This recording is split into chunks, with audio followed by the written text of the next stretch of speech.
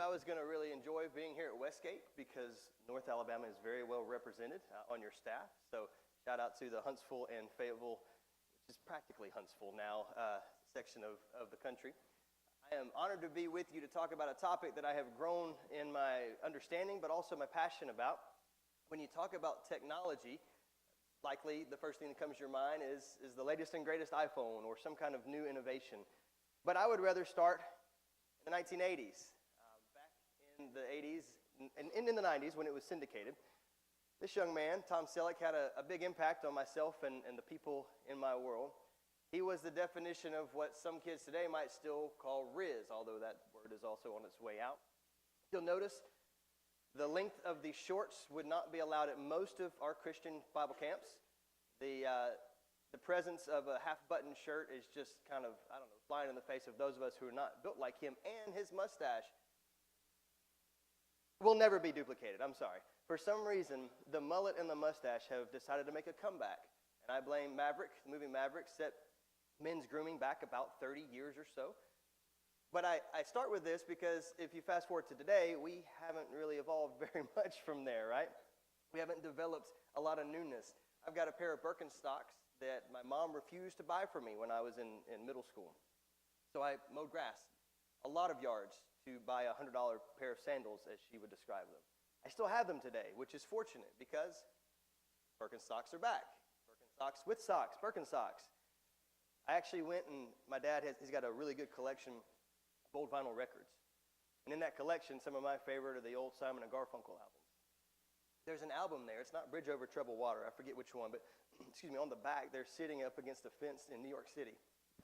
Pardon me. Brooklyn Bridge in the background. And you look down at their feet, and you see a pair of Birkenstocks and a pair of Clark's Wallabies. When I was in high school, those were the two pairs of shoes that you needed to have.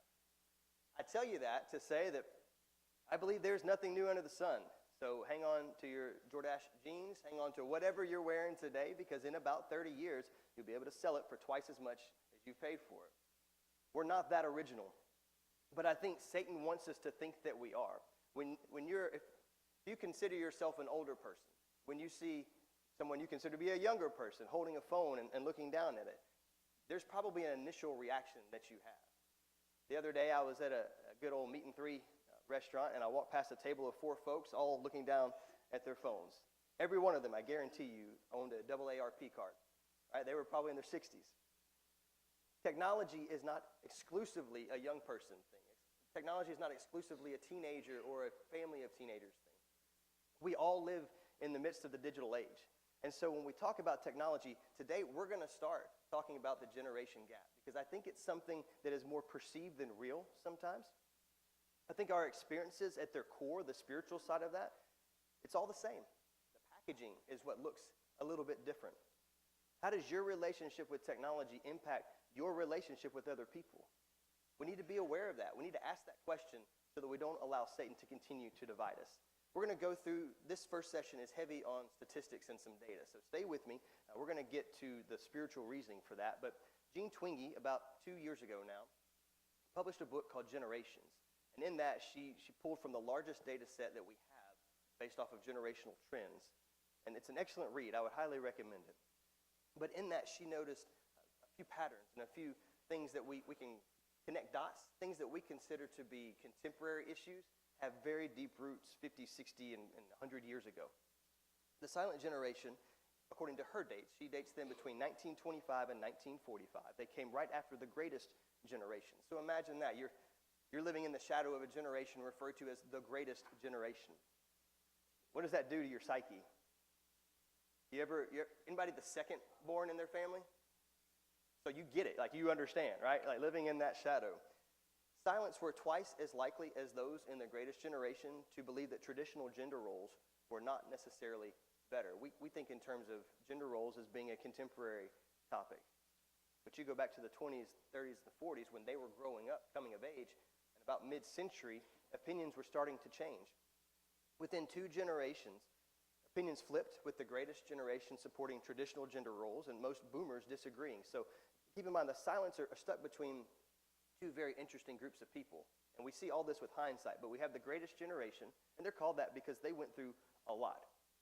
And I don't mean to disrespect that in any way, because what they went through with world wars, with the Spanish flu, all these major global events, navigated a lot. The Depression, a lot. On the other side of the silence, you have the boomers. And they were a lot as well. I see a couple in here, so I'll tread lightly. But the boomers, we'll get to your section next, don't worry. The boomers were massive, and they were loud. Something that our country had never experienced quite like the boomers came onto the scene. And so the silents were kind of in between here. They get their name from I believe it was a 1957 article in Time magazine that basically said, where is this generation? They're not showing up. Well, if you look at some of those pictures, those faces have shaped American culture and global culture 10 times over. So I think the name silent was a little premature as history has kind of unfolded. Something else interesting about their dynamic was they had early marriages. They married very young in comparison to generations that have come after them. They married earlier in the 1950s and in the 1930s, so younger than any generation in the 20th century. Nearly half of new brides in the 1950s were teenagers. In 1956, the median age of first-time brides reached the all-time low of 20. But the post-war baby boom, think about this, post-war baby boom. In 1957, the birth rate was 3.8 kids per woman. Siblings from two-child families were now parents of 3 and 4 children. And I reflect that stat. I grew up with one brother, and my wife and I have 4 kids. That's a totally different experience. Like totally, desperately different experience. So that impacts the home. It impacts perspective, right? It impacts how you parent. And the entire experience there. The divorce rate in the 1960s and the 1970s shot up. Most divorces were between the ages of 25 and 49. So what's interesting to note is that the silent generation actually started the divorce trend. The boomers kept it rolling and took it to a new level. There are a lot of different contributing factors to this, but some of that was, the new technology that we had, new innovation.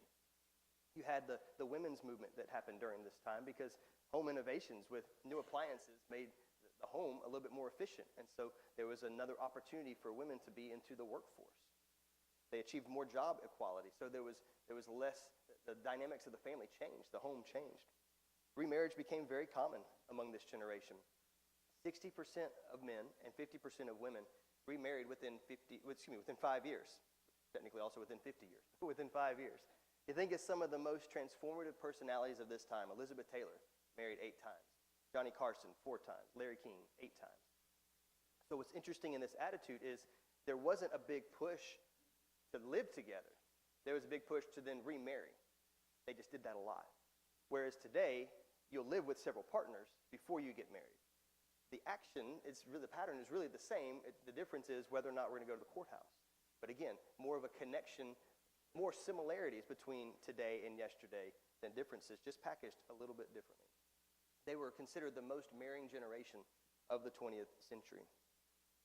They were more educated. They were the first generation to have a majority of their group graduate high school. The expectation to graduate and pursue more college is still a relatively modern expectation. Among this generation, you could drop out of high school and you could start a career and do fine. There were plenty of jobs because we were in a manufacturing economy. As the economy has changed, the requirement for education has changed. So that pushes everything back. It's an interesting impact that we don't often look at. They're known for consistent political power. Again, it kind of flies in the face of the idea of being silent, but people like Mitch McConnell, Trent Lott, Harry Reid, Nancy Pelosi, Newt Gingrich, Supreme Court justices, Ruth Bader Ginsburg, Sandra Day O'Connor, Stephen Breyer, Anthony Kennedy, Antonin Scalia. These folks have been in political power for what feels like 100 years, which means that they have been, they have been a core piece of shaping and molding not just policy, but American culture and the dynamics of our world. We have only had one silent president member of the silent generation. And that was pretty recent, Joe Biden. What's interesting, and we'll get to boomers here in just a second, but this last election cycle, we had Donald Trump and Kamala Harris. Trump was born in 1946. Harris was born in 1964. Now, the way the campaign went was very old, very young, but technically both a part of the same generation. They're considered more conservative compared to other generations, as well as being more stable and calm, and emotionally, they've done really, really well. And we're going to see that other generations, as we get younger, have not fared quite as well. Now we'll move on to the boomers. And this is the part where I kind of defend the case that it's not the millennials' fault for everything, it's the boomers. So just stay with me. It's going to be a fun ride. In 2021, approximately 21% of our population here in the United States were among the boomer generation. Before the baby boom, our country's birth rate had been in decline for over 200 years. So this was a significant change in American culture. Very comfortable with drug use. There was a big rise in self-focus among this time. Choice became kind of the center of the boomer experience. Things like questioning the military draft became front and center. They strove for gender equality and made counterculture kind of the core of their experience. It made it very mainstream. But there was also an increase in mental distress and depression. As we mentioned, 5 of the last 6 presidents in the United States have been boomers. They were known for breaking traditional rules regarding sex, particularly sex before marriage. In a nationwide survey in 1967, 85% of U.S. adults reported that premarital sex, in their opinion, was wrong. It was 1967, 85% of U.S. adults. They did that survey again in 1979, and the idea had gone from 85% to 37%. So not just a big change, a swift change, barely more than a decade. The sexual revolution was really a battle between the greatest generation, the boomers, and the boomers clearly won out. They started staying single longer. It became more acceptable as marriage was no longer a mandate, but more of a choice. And again, as we get this idea that choice is at the center of everything, this was largely due to the introduction of the birth control pill in the mid-1960s. And as I like to point out when my boomer friends tell me it's the millennials' fault, is the first boomer president was also the first president who tried to redefine the word is. If you remember, Bill Clinton, caught in his indiscretion at one of his hearings, says it depends on what your definition of the word is. Well, the definition is. It's the word is. That's what it means, right? That's it. But I say that to say that the leader of the free world in the early 90s tried to reconstruct the definition or question the definition of a word to protect his choices. And we look up today, and how many conversations have we had over the last 3 to 5 years about definitions of words? It's not new. There's nothing new under the sun. Twingie points out something very interesting to me here. She says that when the world kind of changed with the rise of the boomers. When they were children in the 50s and 60s, our country was very child and family focused. Think of Leave It to Beaver and some of the entertainment shows of that time. They reflected that safety and that family focus. When they were rebellious teens, the nation was roiled by social change in the 1960s into the 70s. When they were young adults, the culture experienced a fascination with the mystical in the 70s. And then as they were building their careers in the 80s and 90s, our country favored stability and really stoked the economy. By the 2000s, well-off boomers in their 50s and 60s were this group of hippie instincts and also yuppiness, as she describes it. Her words, not mine, just for the record. But they found moral meaning in what they consumed. So with our economy, with innovation, our entire country becomes a lot less community focused. The 60s were, even the tumultuous times, were more of a community-based protest. Well, you get to the 70s and the 80s and 90s, that went more of an emphasis on self and individualism. In fact, Google has a word database where they chart the usage of words in literature. The words unique and identity surged in usage in American books after the 1960s, especially the word identity. And what's one of our biggest buzzwords today? Identity. It's still on the rise. Then we have Gen X. And Gen X is a little bit like the silence in that they're caught between two large groups. They're caught between the boomers and all of their loudness and the millennials and all of their loudness. Two of the largest generations we have. Gen X is kind of an in-betweener there. They had a really unique experience growing up because they are both digital and analog communicators. They were the first generation on the internet, but they were also the last generation to have a mostly analog childhood. They were the last ones to use the rotary phones, which is just really sad to me, but they were also the last ones to go through high school without the internet. Think for just a moment how different of an experience that is. I remember being in high school and walking in, and typically you go and you visit Dewey and his decimal system over there at the card catalog, but instead they pointed us to the computers. And we had to learn how to log into the AVL, the Alabama Virtual Library, because this is how we were going to do research from now on. And it seemed weird. Like, how do you do research just on a computer? Well, now that seems like a silly question, because everything is done on the computer. I was in high school in the late 1900s and early 2000s. I was in grad school just a few years ago. All of my classes were online. All of my research was online. I didn't go to a single library to write a single paper. So it's changed the experience. It's changed the expectation. YouTube was started by 3 Gen Xers. The first web browser, Netscape, back then called Mosaic, was started by a Gen Xer in 1993. eBay and PayPal, those are Elon Musk, MySpace, Twitter, Uber, Napster. Basically, the entire marketplace that we have today online was created by Gen Xers. They helped create the foundation of our world today. You think of if the word LimeWire or Napster means anything to you, this is Gen Xers. They were the ones that brought that onto the scene. They enjoyed a lot of pop culture experiences together, Saturday morning cartoons. You think about Brady Bunch, which was in syndication at this time. It highlighted a blended family, a blended family together. That wasn't common in entertainment. That ushered in their experience, and what they watched and what they were entertained by shaped what they thought was morally right, morally wrong, normal, not normal. The Atari game console moved the social experience from the arcade with your quarters and with your friends on Saturdays into your home. And as that continues, today, online gaming has also been reshaped.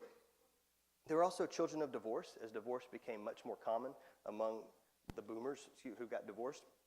Nearly 3 times as many children in 1980 were living with a divorced mom or dad than had in 1960. So just in 20 years, that number tripled. As the divorce rate soared, people like Dr. Huxtable became surrogate father figures. As mothers, more and more mothers were in the workforce, children being raised by single parents or both parents full-time working, there was another impact. Schools weren't open to this early on. They didn't have after-school care. And so you have the rise of the latchkey kid among Gen Xers, where they have multiple hours in the afternoon home alone by themselves, unchaperoned. That's a little bit of a foreign experience today for many people. Gen X married later than any generation in American history. Boomers married on average at the age of 20 for women and 23 for men. Gen X moved to 25 for women and 27 for men. Today, the median average age for women to first get married has risen to 28 years in 2023. For men, that is 30 years. So up at Gen X, they were the latest to get married up to their point in American history. That number continues to climb. When I first moved to Madison, I got married at 26. So when I first moved to Madison, I was not married. One of our ministers had been married for roughly several presidential elections, I would say, for a long time. He got married at like 18, I think it was. I'm pretty sure either he had to sign his wife's report card or vice versa or something, but he would ask over and over again, when are you getting married? I would really like to know that as well, sir. By the age of 26, he told me this one day, I had 3 kids. I was teaching full-time. I had a master's degree. I was teaching in a college. I had a master's degree and all this other stuff. And I said, well, I played in the local volleyball league last night and had a really good game. So we're basically the same. Those experiences could not have been more different. And it wasn't something that I struggled to see. I knew they were very different. But his whole thing was, like, why are young people not getting married? It's just a different time. The entire world we grow up in is a world we didn't choose, regardless of how old you are. The world you grew up in was created by people before you. Oftentimes it's easy to say, young people today, stay off my lawn, listen to their loud music, all the stereotypical things. Why do they make the choices they're lazy, they're this, they're that, said every older generation ever. Every generation, right? From Elvis to whatever is today. And everywhere in between. I think Satan is really, really clever. And when we look at statistics like this, we realize, man, that's really tragic, the environment they grew up in. Yes, and it's not by their own doing. Just like yours is not by your own doing. Having children was no longer tied to marriage. There was a lower age for their first sexual experience and a higher age of their first marriage. Living together became much more acceptable. This was a significant generational shift that occurred. only 11% of women ages 19 to 44, among boomers and silents, had lived with an unmarried partner before their first marriage. For Gen X and millennials, that number rose to 69%. Lived with an unmarried partner before marriage. Again, a generational shift. And what is acceptable, what is unacceptable, what is right, what is wrong, what is good, what is not good. Gen X was the first generation where having divorced parents was considered normal. Again, normal doesn't necessarily, we talked about this last night at dinner, normal does not mean good or bad. Normal means frequency, how often something occurs. You can grow up in a home where abuse is normal, physical or emotional. Doesn't mean it's good, doesn't mean it's bad. It means it happens a lot. Divorce became common. And as that happened, then families had to adjust. Churches felt that impact as well, right? So all of these things that happen in our culture, we don't just leave those at the door when we walk into our buildings and we walk into each other's lives. The church has to be aware of what's going on. The church has to be wise. And that's why we talk about technology.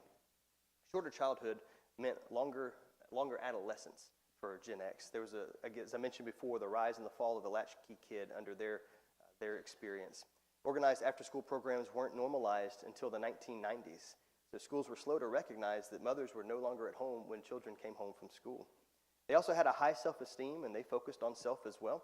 The use of the word self-esteem skyrocketed from 1970 to 1995 as they were coming of age. Boomers discovered self in the context of groups, protests and festivals, and world events. But Gen Xers were becoming more and more individualistic in their understanding and discovering self.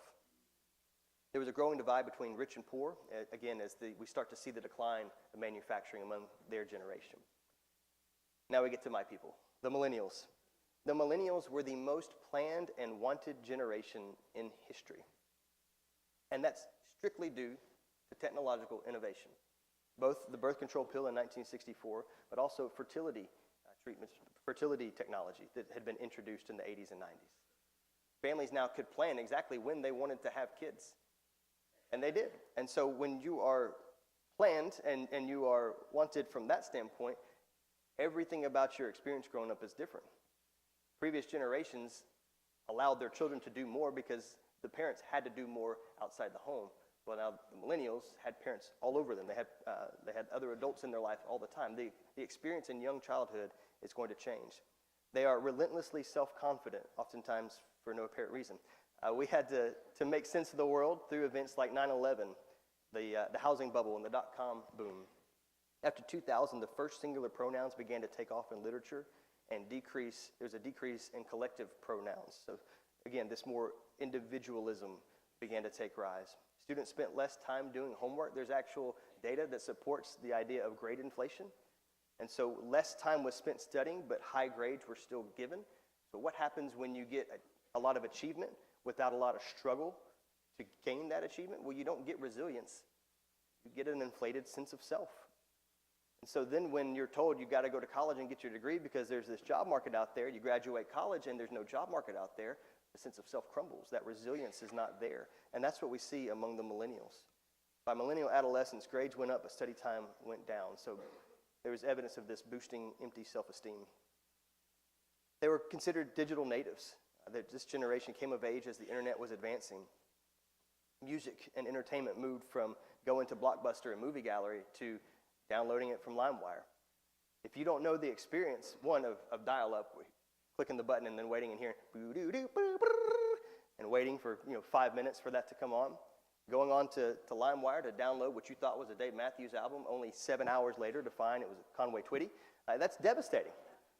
That builds some resilience and a new catalog in your musical catalog there, a new appreciation.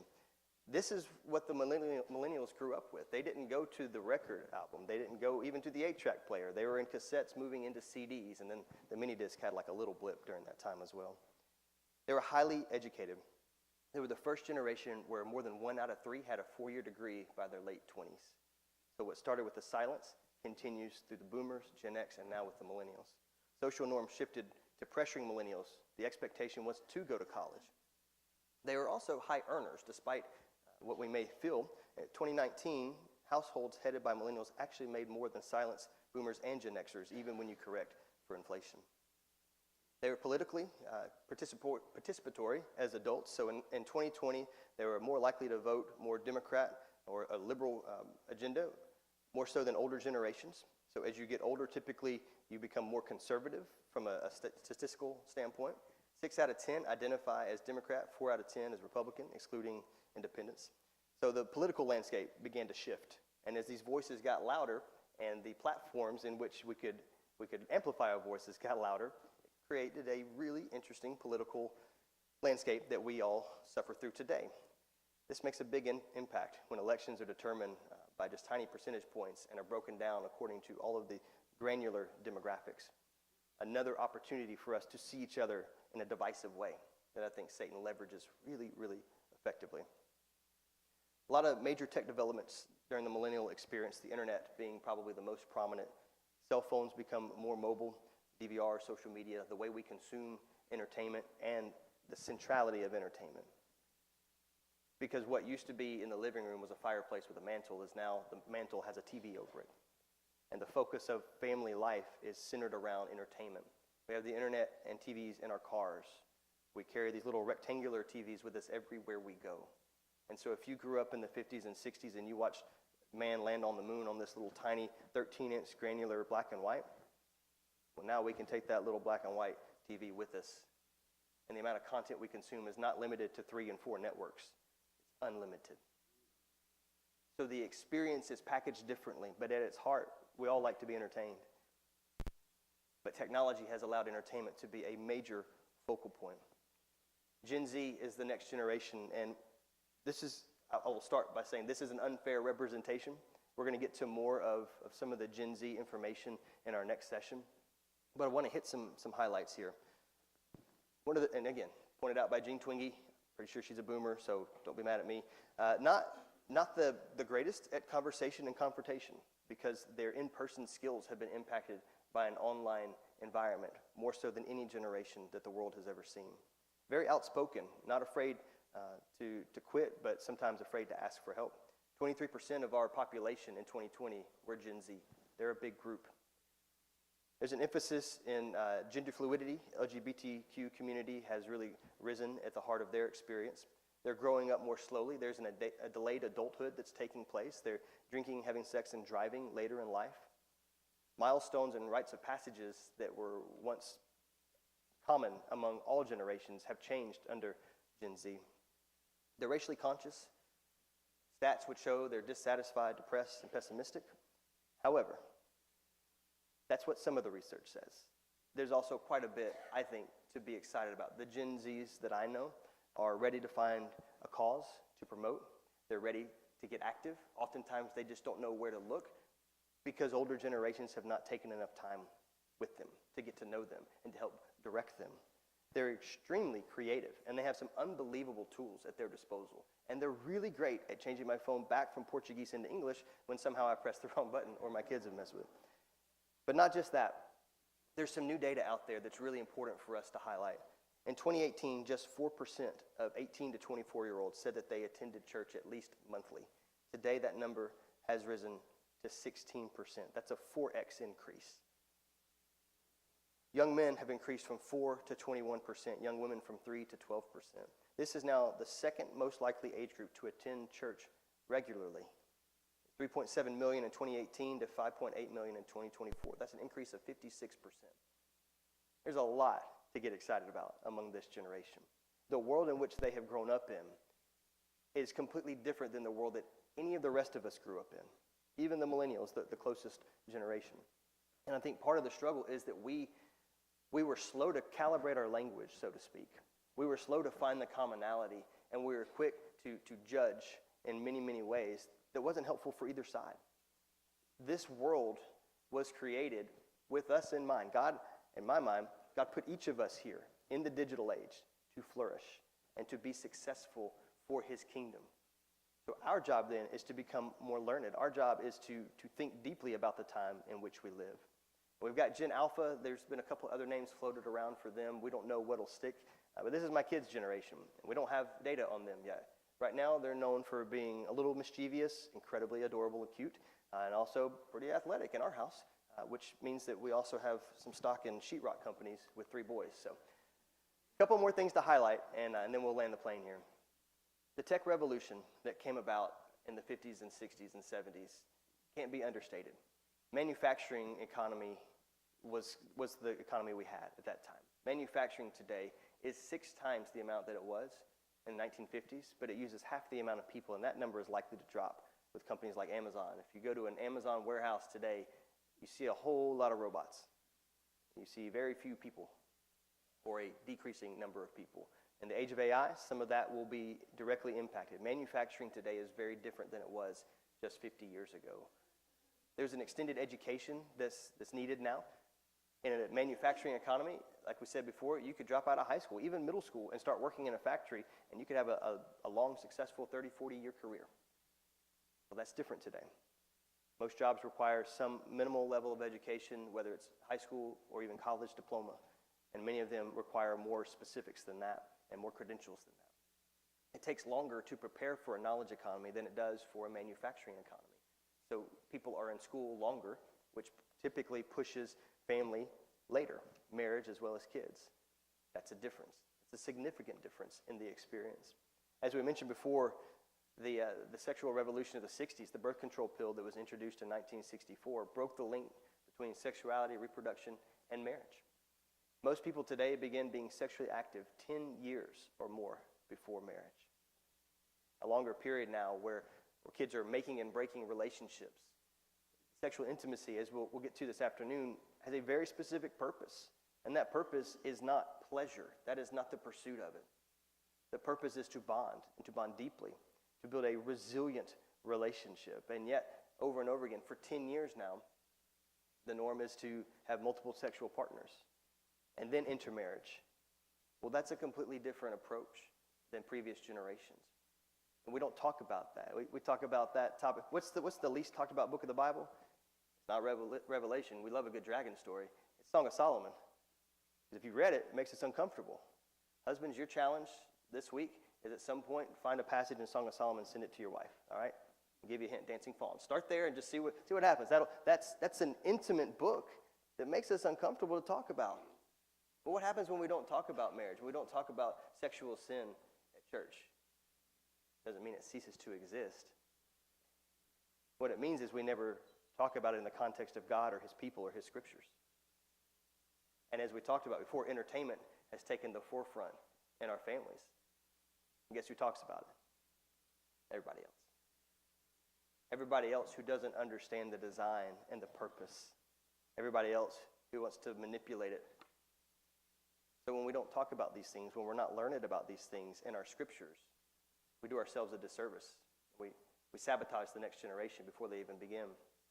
We've raised a generation on work smarter, not harder. So what happens when we move into the digital age, where we have these tools where the next generation can work smarter than any generation has before? Well, now we have a generation maybe that doesn't know how to work hard in the way that previous generations did. And that's largely because their toolbox is different. The toolbox that we helped create for them. We have to think deeply about how we teach. I spoke at a middle school and high school not far from here last year, and I asked the staff, the faculty, which was mostly millennials and older, what were the 3 greatest challenges in middle school or high school? And the top 7 answers for them were peer pressure and fitting in, body image, bullying, time management, school stress and drama, social media, finding purpose. There's one item on that that's unique to younger generations, and that's number 6, social media. But even social media encompasses all of the other 6 things listed there. I asked the students, what would you add to that? Nothing. That's pretty comprehensive. So whether you went to high school in 1950 or whether you're going to graduate in 2050, the experience is the same. The coming of age, the finding identity, community, and purpose, all of those are a part of that experience. We're more alike than Satan wants us to think. We're more alike than we will think most of the time. So why do we start here? We start here because I believe that the writer of Ecclesiastes is right. What has been is what will be, and what has been done is what will be done, and there is nothing new under the sun. The spiritual part of all of this is identical. The packaging is different. The need for community. I have a friend he's probably late 50s, early 60s, talked about going every Saturday to the arcade with his friends and taking their quarters. Well, when I was growing up, the arcade came home form of the Atari or the Nintendo, original Nintendo, mind you. Today, you don't even have to leave your room to game with an infinite number of people on whatever game you want. You just put your headset on. The community part is the same. The entertainment part is the same. It's still a video game, pinball machine, or it's a joystick, or whatever the console is. The packaging is different. Going to the arcade is different than sitting in your room by yourself with these other people connected to you on the internet. When I was growing up, for some reason, we never really got into the mid-1900s for history class. Somebody tell me what this is a picture of? Vietnam. Exactly right. For me, Vietnam, it's history. For me, the Korean War is Hawkeye, right? And Great Knee-High, ordered by radar. It was MASH, because we never really learned about it. And if we did, it was still in a textbook. But I learned a very, very deep and important transformational lesson. In the fall of 2001, I was sitting in Ms. Barmby's computer class next to my best friend Ashton, and our computer teacher spoke up and said, "Oh no, a plane hit the Twin Towers." And to be honest with you, at that point, the Twin Towers to me were David Robinson and Tim Duncan for the San Antonio Spurs. I had heard of the World Trade Center. I didn't really know much about it. But when a plane hits a tower, that's probably not good. For the rest of the day, second block, third block, fourth block, we didn't have school. We watched the news.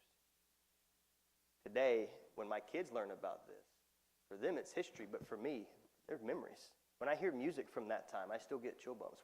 When they play every year on the anniversary, they play footage, I get chill bumps. My wife and I took a trip when we first got married to Philadelphia, D.C., and New York. When we were in New York, we went to Ground Zero. This is memories for me because I knew people that were there. This is a different memory for my wife because that morning her dad had walked underneath Tower 1 to his office. He left because he thought that they were doing a fire drill. He couldn't get home for 2 days because he left his wallet in his jacket on his chair in his office across the street from the Twin Towers. He was pushed up against, in Grant Park, or Battery Park, up against the railing, considered jumping into the Hudson because other people were doing that. A random stranger gave him a $100 bill because he had nothing. Couldn't take a plane to get home. Couldn't rent a car to get home. He eventually got a train ticket. For hours, they didn't know where he was, but they knew where he lived. He had an apartment up there. And there's a picture just a couple of months later, actually less like in October, I think, when the date was still in the photograph that my wife has, with her sister sitting on their balcony when their family took a trip back up there. And there's still steam, there's still smoke in the background from Ground Zero. When you talk about something as history, there's not a connection there in the same way than when you talk about it as a memory. And so when you talk about the way life used to be to someone who's never known life before that, if you were born after 9/11, you have no idea what life was like beforehand. When I was 13 in 1998, I went on a trip overseas. It was the first time I'd ever flown, and on the flight back, it was terrible. We watched Titanic, and then they let us go up in the cockpit, and they showed us icebergs in the ocean. I'm like, what? You're a terrible person. But you're flying the plane, so thank you, sir. But I went in the cockpit of an airplane to talk to the pilot. We don't do that anymore because of 9/11. We'd had to take our shoes off for decades because of 9/11. We just don't understand a time beforehand because we can't. We weren't there. Because it's not a memory, it's history. How we relate to the past directly impacts how we relate to each other. And it's largely a choice. If you can, I'm in this middle ground. I'm what we call middle age. And you don't go looking for middle age. It finds you, I'm discovering. I'll turn 41 in April. So everyone older than me tells me I'm young. Everyone younger than me says, no, you're old, right? And I have the chiropractor to prove that I'm probably more old than I realize. But my point here is that I have had both of these analog and digital experiences in my life. So I feel uniquely, not even equipped, I feel an obligation to help both sides understand we're the same. Our enemy has never been each other. Our enemy is spiritual. The packaging of our experience is what's going to create all of the memories for us. I want my memories to have people that are older than me a part of them, because I want to hear what life was like growing up in the 50s, the 60s, the 70s. I want to hear that list that we had of the struggles. I want to hear how you dealt with trying to navigate relationships, romantic relationships, friendships? How did you navigate new innovation when you moved from record player to an 8-track? And if you're younger than me, I want to hear how your experience is as well, and I want you to be open to hearing from me. So we have to work at that. Why is it important? Why do we start here? Because we have to learn to listen to each other. In the church, we have to model that for the rest of our country, for the rest of our world, or the rest of our culture. We have to learn from each other. We need each other, whether we like it or not. Turn with me to 1 Corinthians. 1 Corinthians chapter 12. Paul is writing to a group of people that struggle with divisiveness, with division. This is where we'll end. It says in verse 21, he writes, "The eye cannot say to the hand, I have no need of you, nor again the head to the feet, I have no need of you. On the contrary, the parts of the body that seem to be weaker are indispensable." Look down to verse 24. "But God has so composed the body, giving greater honor to the part that lacked it. There may be no division in the body, but that the members may have the same care for one another. If one member suffers, all suffer together. If one member is honored, all rejoice together." The boomer cannot say to the Gen Z, "I have no need of you." And Gen Z cannot say to the silent, "I have no need of you." For we are all a part of the body of Christ. The data shows that as well as anything. But our experience has to show that as well. We cannot let the packaging of the world in which we live. That's the superficial stuff. In his second letter to the Corinthians, Paul talks about we have this treasure in jars of clay. The physical part of this world is the packaging. It's the earthen vessel, the jars of clay. That's the part that gets discarded. Christmas morning, you want what's inside. What's inside is this beautiful community of believers connected to the body of Christ that God designed. So when we choose to divide, well, it's just that. It's a choice. The next session I'm excited about as we move our minds towards worship of God. There are some significant challenges that have come about through technology that have impacted us. And so we're going to talk specifically about those. But God gives us spiritual remedies for everything that we experience. So I'm excited to explore the text further with you. Let's bow in prayer, and we'll be dismissed. Father, we thank you for allowing us to gather in your name this morning. We thank you for every generation represented here. We thank you for the impact of every previous generation. Help us, Father, to be wise and discerning. Help us to not be foolish and to exclude people that don't look like us, don't sound like us, and that don't have the same experience as us. Father, help us to be the church that you have designed us to be. Thank you for the diversity of age and experience that we have in this room. And I pray that you would continue to make this congregation impactful in this community for the glory of your kingdom. We love you and we thank you. In Christ's name, amen.